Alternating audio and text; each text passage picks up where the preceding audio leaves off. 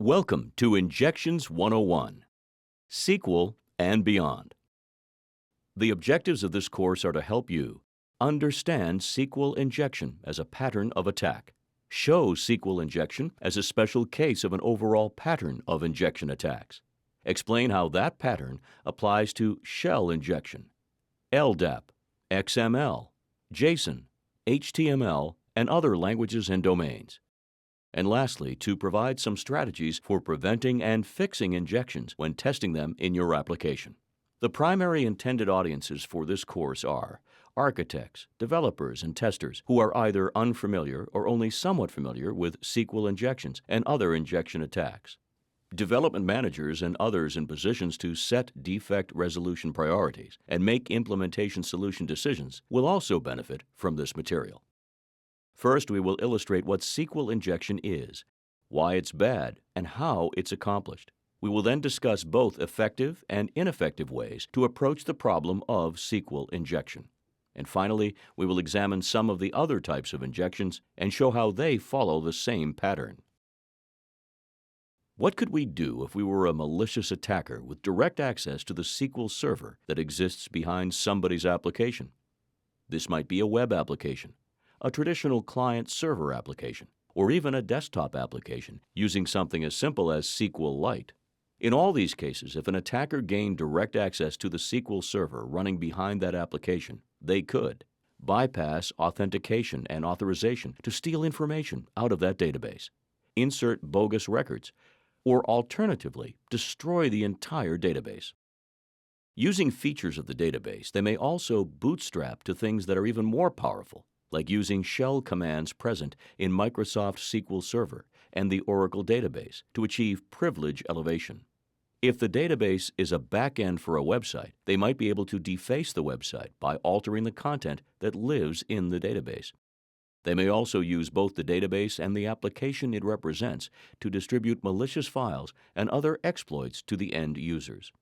Once the database is compromised, bad things follow. So as a first line of defense, we don't want to let people have that level of access to the SQL server. The attacker doesn't have direct access to the SQL prompt on your server, but they do have access to your application, and that application can access the database server. Therefore, an attacker will look for an existing query to hijack and do whatever they want to your database. For example, if we take a URL like example.com/view profile /username equals Jim.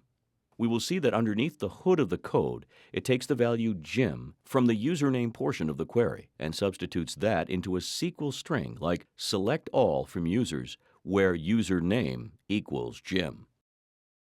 That works out fine provided the input is what we intended to accept and the input stays within the apostrophes used to delimit SQL statement strings. But what happens if the input isn't very friendly? For example, what happens if the input contained an apostrophe of its own, a semicolon, and some more SQL statements? This would cause the string run on the SQL server to not only contain the select statement, it would be forced to become a pair of statements. The first statement, select all from users where username equals Jim, would be followed by a drop table statement and some comment characters at the end to remove any junk left over. That basically is what SQL injection is. Treating this as a hello world example of SQL injection, let's study what went wrong and some of the available methods to fix it. The first we will look at is the principle of least privilege architectural rule. Least privilege, in this case, is that the web application connecting to the underlying database only needs certain levels of privilege within that database to perform its intended tasks. It's highly unlikely that your web application needs certain powers, such as the ability to drop tables. To minimize potential damage, we want to limit the powers granted to the web application layer in your underlying database to only those required for proper operation. If drop table isn't permitted for web app layer used to access the database, then that specific attack won't work. The principle of least privilege limits damage in the event of an attack, but it won't stop the attack by itself. Let's move ahead and talk about input validation, the first of two ways to stop the attacks from working altogether. If we consider the example shown, username is probably subject to some constraints on what is a valid username. In this application, username might be limited to alphanumeric characters up to a certain length, no punctuation, no white space, etc. In this situation, there's no reason to query for a username that looks like Jim apostrophe semicolon drop table users semicolon, because we can tell that is not a valid username. Not only is this a security win, but a performance win as well. However, it is insufficient to perform this validation on the GUI only. Input validation must be performed on both the client and the server sides.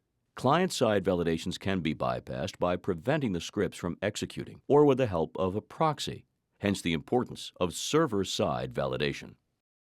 In this specific example, input validation might have been sufficient to stop the attack if the rules for valid usernames disallowed apostrophes or any of these other characters. You might be able to prove that we could stop the attack with that alone. However, there are going to be many times in which you are storing less structured text, such as user message board posts, mail messages, and other combinations of free-form text and binary, where spaces and punctuation are valid portions of the input that cannot be outright objected. Instead, you must safely handle them. But what is the correct way to validate this input? The same basic problem exists in Perl or PHP, where variables can be interpolated variables directly into strings, or languages like Java, which build up strings by concatenation.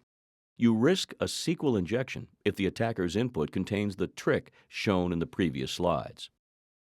One of the easiest ways to handle this issue is to use an abstracting higher-level framework. A well-examined framework provides tools to construct dynamic queries, taking into account all necessary quoting. Using prepared statements or parameterized queries are the next best option if you're building such a framework, or have chosen to work in an environment where no such framework exists. Many database environments and language bindings offer this capability. If working in an environment where parameterized queries or prepared statements are not available, then your only other option is flawless escaping of all possible characters important to the SQL interpreter that might be interpreted as a command. Flawless escaping, however, is difficult and unlikely achieved. Let's talk about prepared statements, which allow you to avoid building up strings from small chunks of text. Instead, you'll declare a template query.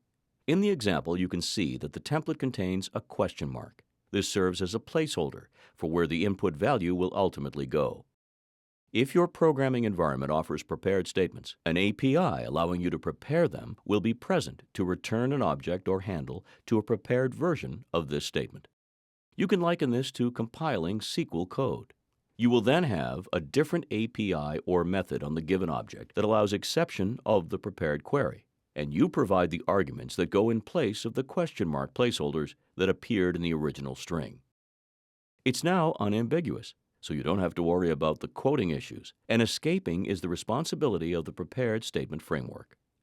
There's no parsing for the database to worry about, where apostrophes in your arguments are ambiguous anymore. They're clearly the first argument, the second argument, and so on. Using prepared statements can be a big security and performance win for your application.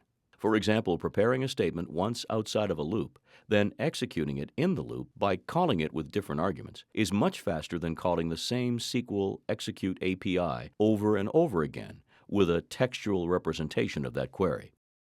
From a programmer productivity point of view, it removes the need to work with things like quoting and escaping. Some environments even have a named parameter form of prepared statements. So rather than using question mark placeholders and passing arguments in the order they appear within the query, an abstraction using named placeholders provides a loose coupling between the query and the way you call it. If the query changes, the order in which the parameters are passed doesn't have to change. However, prepared statements aren't a silver bullet, and you can still shoot yourself in the foot while using them. Here, the developer has used the prepared statement. Select star from users where username equals the variable the username to manually prepare the string. Then calls prepare execute on statement with no arguments because the argument has been manually interpolated into the string. This would still result in a SQL injection. We've talked a bit about prepared statements, but we should also discuss some basic methods to use if things like prepared statements are not available in your programming environment. The ANSI SQL 92 standard states that the standard way to escape apostrophes appearing in a query is to replace each instance of a single apostrophe with a double apostrophe. Unfortunately, there are usually multiple standards to choose from, and databases often implement supersets of these standards. For example, MySQL permits 2 apostrophe escaping options. The first is to double the apostrophe, and the second is to put a backslash before it. If you faithfully follow the ANSI SQL 92 input escape standards before you pass it to MySQL, issues may arise. An attacker can send \apostrophe so that the escaping routine becomes \apostrophe. The attacker's backslash now negates one of those apostrophes, and the other is still meaningful to the SQL parser, representing the end of the string. So rather than rolling your own escape function and hoping you've accounted for all of the behaviors of your specific database, you should look to use functions in your programming environment native to your database application. For example, PHP provides the MySQL improved escape string function and the PDO class, both of which are helpful. Such functions are matched to the database parser, so there's no gap where there's something that the SQL parser understands that the function won't escape. Another example is the Microsoft Anti-Cross Site Scripting Library, an encoding library designed to help developers protect their ASP.NET web-based applications from SQL injection or cross-site scripting attacks. Most programming languages have frameworks tested by various communities and industry experts. These frameworks provide a great mitigation towards SQL injection. It's recommended to use one of these frameworks rather than building your own. In physical security testing, and especially during red team exercises, very simple harmless messages are used as a stand-in to represent that we could have done something much more damaging. For example, a piece of paper that says "bomb" into a secure area demonstrates that we obtained unrestricted access. The same is true with injections. Take SQL injections, for example. When testing a web application, you've likely uncovered a SQL injection vulnerability if your input causes an error. In any instance where an attacker-controlled input can make the SQL query syntactically invalid, it means the attacker's input modified the syntax of the SQL command itself. It's not just controlling one of the strings that appears between apostrophes in the query, but meaningful parts of the query itself, enough to make the query syntactically invalid. Getting to the point proves the vulnerability exists, and that with more work, the input could be reshaped to return validity to the syntax of the SQL statement, giving control of the SQL statement to the attacker. Occasionally, when speaking with developers about SQL injections, we hear that they have some code that isn't working well, but don't believe it's actually exploitable or that they have an exploitable condition on their hands. The first reason we frequently hear is the fault of our example. We show an exploit delivered by terminating the first SQL statement with a semicolon and appending an entirely separate second SQL statement. Developers notice that attacks that rely on concatenating an entire separate SQL statement after a semicolon won't work in their development environment. Database APIs connecting to MySQL, for example, don't permit that syntax, and they take that to mean SQL injections aren't exploitable in their database environment, which actually isn't true. There are several ways to exploit databases, even when limited to one SQL command per API call.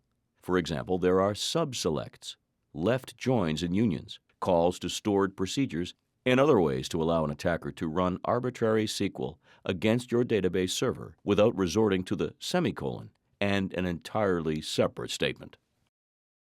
Developers sometimes point out that in their database application, comments don't work.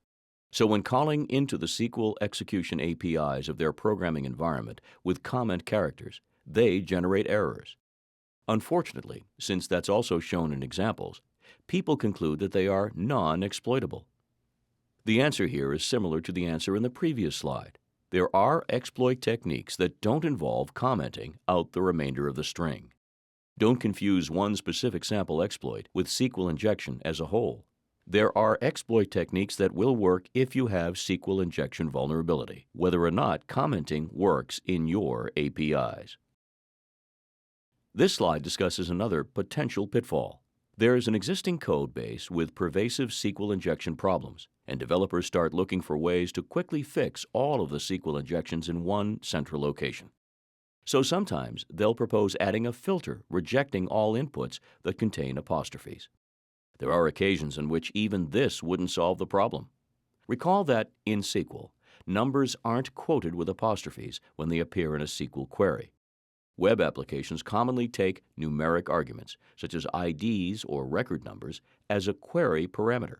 If that is concatenated into a string, which you can see in the third bullet, select star from users where UID equals, and followed by the number coming from the attacker, then that input can still terminate the SQL query and append more SQL on the end even without apostrophes. It's a good idea to look for ways to architecturally solve security problems that centralize fixes to whatever degree possible. But the best practice here is to use something like prepared statements, where the prepared statement handling would stop it from being vulnerable to something like 0, semicolon, some more SQL input. In this example, input validations based on blacklisting the quote fail. If the recommended input validation is to be perform the validation based on a whitelist of legal characters in an input, rather than a blacklist of illegal characters. In this case, numbers 0 through 9 would be on the whitelist of characters that could appear in a UID. That whitelist would have stopped this attack, even if the developer hadn't considered this specific example and was only thinking about stopping quotes. Whitelist validation is where input is accepted only if it contains valid characters based on a whitelist. All other characters are rejected. One last case to discuss is when no visible error messages are produced, and the attacker has no way to see what they're causing, no way to see if their input is causing a SQL query to fail, and no way to get any results back from the database to appear in the output web page. When identifying a situation like this, it might be tempting to think that there's no real way the attacker could exploit this because they couldn't steal any data, they wouldn't see any output, and they wouldn't necessarily know they had found something in the first place while testing. Due to the lack of visual indication, they had stumbled into an exploitable condition. This category of attack is known as blind SQL injection. Attackers use factors like execution timing as a way to determine that they have found an exploitable condition and to leak information back to them even in a read-only database situation. For example, injecting queries that run slowly over a course of 5, 10, even 60 seconds or more provides a window to observe whether or not the database is running the uploaded SQL into the unexpected place of application. When testing, it is recommended that you monitor the server for SQL injection errors, for example, monitoring the web server log, and watch for exceptions that are dumped to the log about syntactic errors in SQL statements. This is a good white box strategy to determine if the input you're throwing at the application is finding blind SQL injection vulnerabilities, which are just as exploitable as other vulnerabilities. All the examples we've used so far relied on malicious values passed in the URL of a request to a web application. However, they are by no means an only situation in which a SQL injection could occur. A SQL injection could occur from anywhere a web application can request malicious data. GET requests, POST requests, WebDAV requests, and headers used when logging a browser's user agent string into a database for later analysis. Using input type hidden in a form is still a vector for SQL injection. Attackers use tools allowing them to reveal and alter hidden inputs. Anything coming off the wire into a SQL statement to your database is untrustworthy and a vector for SQL injection. We have focused primarily on web applications because they are easy to apply SQL injection, but this affects anything that integrates with a database. For example, a desktop application running an embedded MySQL or SQLite database, logging all recent document file names and titles opened by a given user, is vulnerable to SQL injection. The insert statement used to add new documents to the database of recently opened documents could be subject to SQL injection by a malicious document with a maliciously formed title.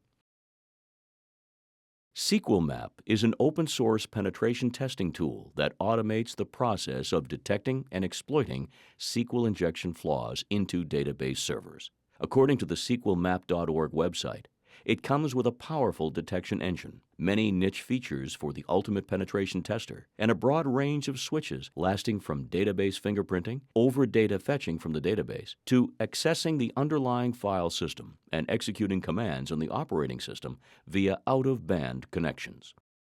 Given a URL to a database query form, SequelMap will use 6 distinct forms of SQL injection to perform testing. You can use a predefined set of testing procedures or easily create your own. SequelMap is but one of many tools that can aid in testing your application against SQL injection. Other kinds of injections are covered by similar tools, both open source and commercial. Before we discuss other types of injections, let's quickly wrap up what we've learned about SQL injections. When one input to a SQL query breaks out of its position in the SQL query and allows it to be modified, you have a SQL injection. There are best practice ways to ensure this won't happen, such as using a high-level framework or using things like parameterized queries or prepared statements. If you have no choice but to build SQL strings manually, there are standard escaping routines to look for and ways to limit runaway damage by employing a least privilege strategy. Employing a least privilege strategy ensures that if the attacker does gain access to your SQL server, they will have as few privileges as possible. We also talked about input validation as being a good defense in depth against a SQL injection, and we learned that blacklisting usually fails. If validating input, you should use a whitelist strategy with a list of valid acceptable input characters. Let's translate these ideas to several other types of injections and demonstrate how many of the same concepts apply. The same occasions for either making a mistake or doing things correctly exist in all these other categories. For example, let's first consider shell commands. Let's consider, for example, a program that runs in Linux. It might be a web browser, a PDF reader, or a help reader for something consuming documents that contains links. After clicking a link, it attempts to call the wget command followed by the URL. It will also add quotation marks around the URL. After learning about SQL injection, you're probably wondering what happens if the URL contains a double quote, followed by a semicolon and some additional shell commands. If you think it would result in a shell command being injected into the system, you're right. Though URLs do not permit quotation marks, this reminds us that early opportunities exist to solve some shell injection problems with input validation. In this case, looking at the input and deciding the link isn't well formed. The URL being invalid would allow us to reject the URL, not go any further, and not result in an exploitable condition. Now, we would do that by doing something stronger than just blacklisting the double quote character. The backtick character, which appears on the tilde key, is an example of this. This should sound familiar, and all of the same techniques apply, such as applying least privilege. Depending on the case, you might need to shell out as a lower privilege user that only performs this task, run it in a jail, and then look for ways to limit the power available when you shell out architecturally. As we just discussed, an opportunity exists for input validation, or in this case, positive input validation. Validate that the URL is well formed, but avoid using negative validation, that is, a list of invalid characters, as this is considered an ineffective strategy. Rather than executing a system command built up in a line of shell code and passed to a shell, an opportunity exists to use the equivalent of a parameterized query in the case of executing shell. You have access to other APIs, such as exec, which allow you to specify the argument vector. This is conceptually equivalent to a parameterized query. Lastly, you have the opportunity to look for more canonical ways to escape shell meta-characters, rather than just trying to roll your own with the blacklisting of quotation marks. We would strongly recommend using an API such as execve and performing positive input validation, because escaping shell meta-characters is extraordinarily difficult on Unix-based systems due to the variety of shells that exist and their specific details. Let's take a look at LDAP and consider a web application providing ways to look up users on an LDAP database. The web application layer will need to generate LDAP query strings, so it might create a string where CN equals a username and pass that to an LDAP search API. In this case, we are not looking to inject quotes because that character is not meaningful to LDAP. In the case of LDAP closing a parenthesis and then opening some other query with this pipe and the syntax shown on slide. By doing this, the attacker is now querying for passwords rather than usernames, and the same opportunities apply here that applied in the previous examples. For example, we have the opportunity to use least privilege to make sure that the web application's LDAP access is minimal. Additionally, input validation is also a key opportunity here in validating that a search for usernames only contains legal username characters. The next example is XML and the XPath query syntax. Let's say, for example, our application accounts are stored in a chunk of XML to be queried using XPath. Our application might do a query like the one shown on the slide to look for a login and password and see if there's a record in the XML chunk that matches them. What happens if the attacker sends the login they want, such as root, and sends an injection payload rather than a password? In this case, a quote closes off the string. Then an OR statement causes some other portion of the query to always return true, allowing the query to succeed. This way they can match the root account and the XPath query would succeed. One row is returned and the user would be considered to have successfully logged in. There is an opportunity for input validation here, in this case, validating the username. Unfortunately, standard XPath does not allow for parameterization or prepared statements, but some popular libraries are available that do. It's worth investigating the options at your disposal. An attacker might create an injection that doesn't actually execute on the server. The injection waits around and executes later on somebody else's client. This can happen with JSON. Let's say, for example, that you're writing server-side code that is manually building up a JSON format string. It might build a string like bracket foo : and then a number that's supposed to be the value of foo, which will be passed down from the server to the client. In the client, Ajax code using eval quickly deserializes the JSON format strings received. If there's a situation in which a user of your website could provide a number, such as double quotation 1, bracket alert, parentheses, single quotation, I win, single quotation mark, parentheses, double quotation. Upload that to the server and get the server to send that value to some other user. That injection allows an attacker to inject values into somebody else's JavaScript interpreter. All the same opportunities for a fix apply. Least privilege, in the case of JSON, means not using eval to perform JSON deserialization. Using eval to perform JSON deserialization brings the most possible power to the problem. There are JSON parsers that will deserialize JSON format data without resorting to the use of eval, and those parsers make it impossible for JavaScript to run if it appears anywhere in the JSON payload. In addition, input validation is a great opportunity to stop this type of injection. Parameterization, in this case, happens by way of a more sensible JSON serializer. For example, as with SQL, you should avoid constructing JSON strings manually, instead using a library that does it for you. All of these examples discussed share the same basic idea. If building strings of code to be evaluated, which incorporate untrustworthy input into the strings, they will carry a risk of injection. This is true of SQL, XPath queries, LDAP, and shellcode. Ask yourself in every case how you can limit the damage caused by a potential injection through using least privilege. Also, consider using input validation on both the server and client side, which will preempt many of these problems because most of these attacks will also constitute invalid inputs. You can also eliminate many of these issues with deep, strong fixes like parameterized queries, prepared statements, or higher-level frameworks like Hibernate. If you're doing things at the lowest level, you can avoid these problems by being careful about quoting and escaping, and always remaining distrustful of the input when incorporating it into code.